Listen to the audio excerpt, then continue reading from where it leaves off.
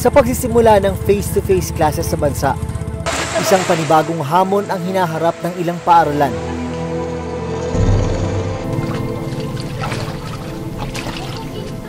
Ang silid-aralang ito sa Macabebe, Pampanga, pinasok ng tubig baha.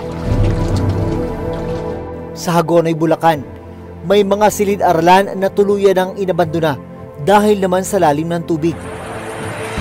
Sa Burot Integrated School sa Tarlac City naman, nakuha ng video ang pagpasok ng malakas na tubig ulan sa loob ng silid-aralan nito lang Huwebes.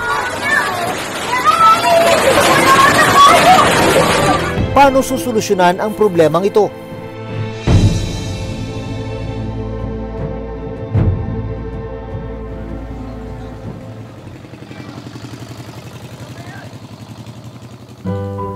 Miyerkules ng umaga, maagang nag-aayos ng gamit ang grade 6 student na si Carla Lakap. Ngayon ay ikatlong araw ng face-to-face classes nila dito sa Macabebe, Pampanga.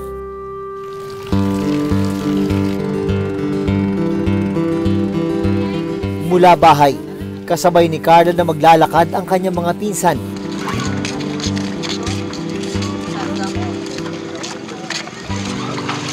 Tatlong dekada na lumubog sa baha ang lugar ni Carla.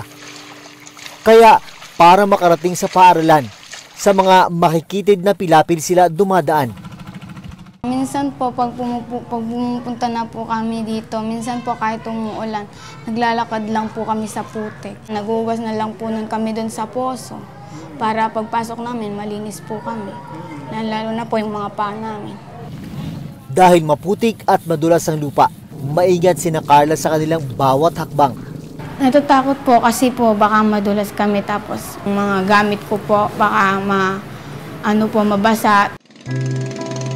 Makalipas ang ilang minuto, narating ng grupo ni Carla ang isang sirang tulay. Imbis kasi na bakal, dalawang kahoy na tabla lang ang kanilang tinatapakan. Natatakot po ako baka po mahulog po kami, tapos lalo na po yung iba ko pong pinsan baka po mahulog. Kasi po hindi yung iba ko pong pinsan na maliliit, di pa po sila marunong lumangoy.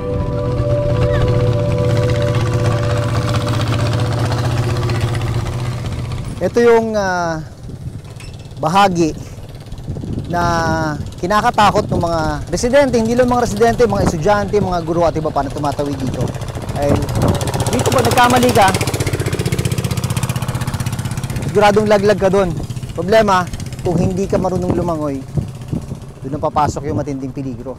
At may nangyari na nga ganyang insidente dati. Ang ikinakatakot ni Carla, nangyari sa kanyang pinsan. Nahulog po siya doon sa doon sa butas ng tulay doon. Kasi po nasisira na po 'yun. Tsaka ilang kahoy na lang po yung nandoon. Kami lang po noon hindi pa po noon kami marunong lumangoy kaya hindi po namin siya nasagip. Ang ginawa po namin, umuwi na lang po kami. Tapos nung pumunta po siya doon sa tulay, hindi na po siya nahanap.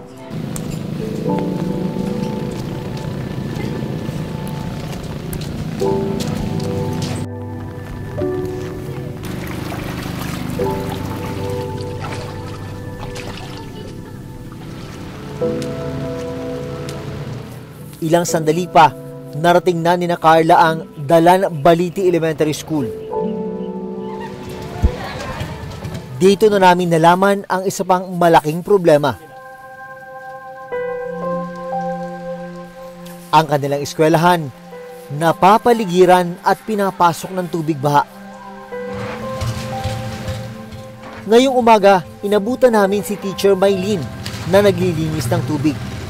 Nililimasan ko po yung namin, school ground. Para mamaya, pag yung tinanghay tayo, di siya gaanong lumataas yung tubig. Mahirap din, kaya lang kasi medyo nasanay na din kami. Katulong ni Teacher Maylene sa paglilimas ng tubig, ang PTA President na si Aling Emily. Alas 6 pa po, nandito na para po wala pong kasakan. Kanina po yan, wala pong katubig-tubig yan. Umulan lamang po. Sino mag-aakala na ang lugar na ito dating school ground. 2019, napapakinabangan pa yan sa mga school activities. Diyan ginagawa yung kanilang flag raising ceremony. Pero tingnan nyo naman, wala ka na makitang lupa. Yan, intablado yan. Diyan ginagawa yung mga school program. Pero ngayon, hindi na mapakinabangan. Ang ibang mag-aaral, kinailangang sumakay ng bangka para makarating sa paaralan.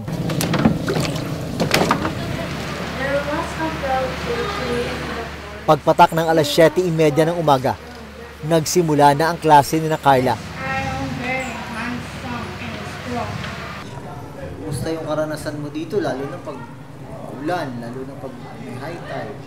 Ayos naman po, pero nahihirapan din po kami minsan kasi po nalulubog po kami dito. So ano yung mga kadalasang sakit na nakukuha nyo, lalo na di ba pag maulan, tapos nalulubog ka sa tubig? Nangangati po yung mga paa namin kasi po nalulubog po kami. 8 ang silid-aralan sa Dalan Baliti Elementary School. Tuwing high tide at masama ang panahon, umaabot sa silid-aralan ang tubig baha, tulad na nangyari sa day 1 ng face-to-face classes noong nakaraang linggo. Isa sa pinasok ng tubig baha noon, ang classroom ni Teacher Maylene. Mababa kasi yung location ng lugar namin. Sa coastal kami yan, katulad niyan, malapit kami sa Sapa.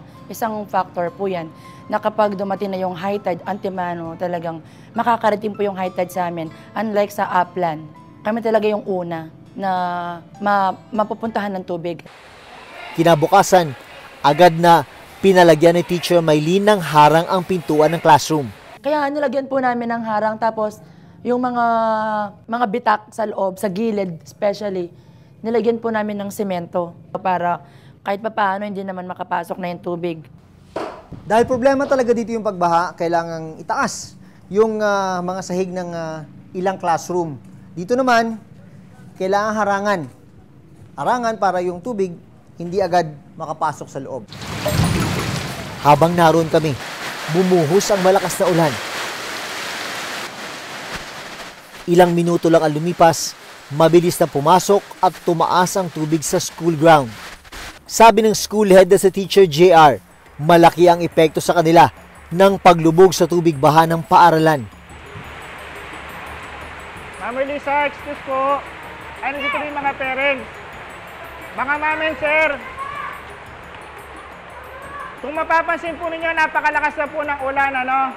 Po, hanggang mamaya po, kapag hindi pa rin po uminto yung paglakas ng ulan, tapos yung baha po natin, no, tumataas din po, magsususpend na po tayo ng klase. Dahil sa pagtaas ng tubig, ang klase na maghapon noon, half day na lang ngayon.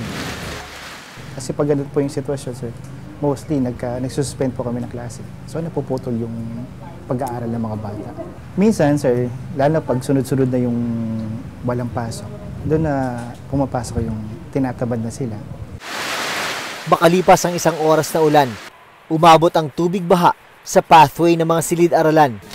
Maya-maya pa, ilang magulang na ang dumating para sumundo sa mga bata. Kukuhanin ko lang po siya, ma'am, kasi delikado po. Baka biglang mahulog sa ilog.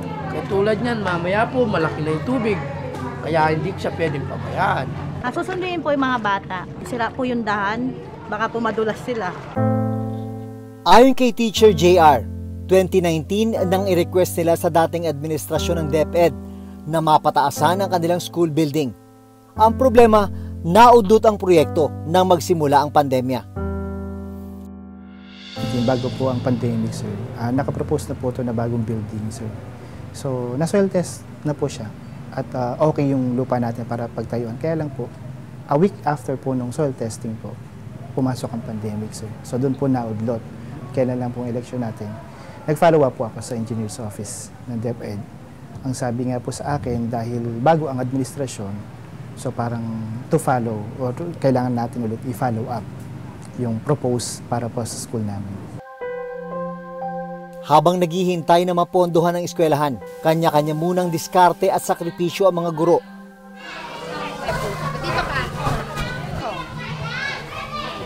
Maswerte na raw sila lalo't may ilang individual at grupong nagpapaabot sa kanila ng tulong. Very good. O, itama ito. nakakapag-adjust kayo sa sitwasyon dahil sa tulong ng mga kaibigan, sa tulong ng mga concerned citizens? Yes po. Kaya po, kung ano lang po yung naibigay sa amin, sir, pinagkakasya namin. At pag alam ko po at ng mga teachers na hindi kasya, sir, doon kami gumagawa ng paraan. Sobrang sakripisyo po talaga, sir. Kasi kapag meron po kaming projects dito sa school, yung mga asawa po nila, yung sir, nagvo-volunteer talaga na maisagawa po at maisaayos yung iba't ibang parte ng paaralan, sir. Na walang bayad yun, sir. Talagang purong volunteerism lang talaga, sir. Sa kabila ng hirap na kanilang nararanasan, inspirasyon daw nila ang kanilang mga mag-aaral. Kapag gano'n na dumarating na ako sa puntong nangihina na ako, agad-agad naisip ko, mga mag-aaral dito, yung mga teachers, sila yung parang nagiging lakas ko talaga.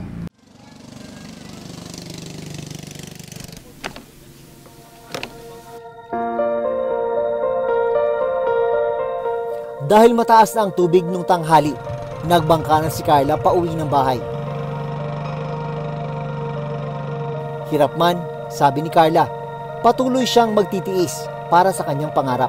Ano daw pangarap mo? Teacher po. Dito rin sa inyo? Dito po sa Dalan Baliti. Bakit gusto mo rito magturo din sa inyo kahit na ganyan ang sitwasyon? Opo, yun po yung gusto ko, yung makapagtapos po ako ng pag-aaral para matulungan ko po yung mga aking mga magulang.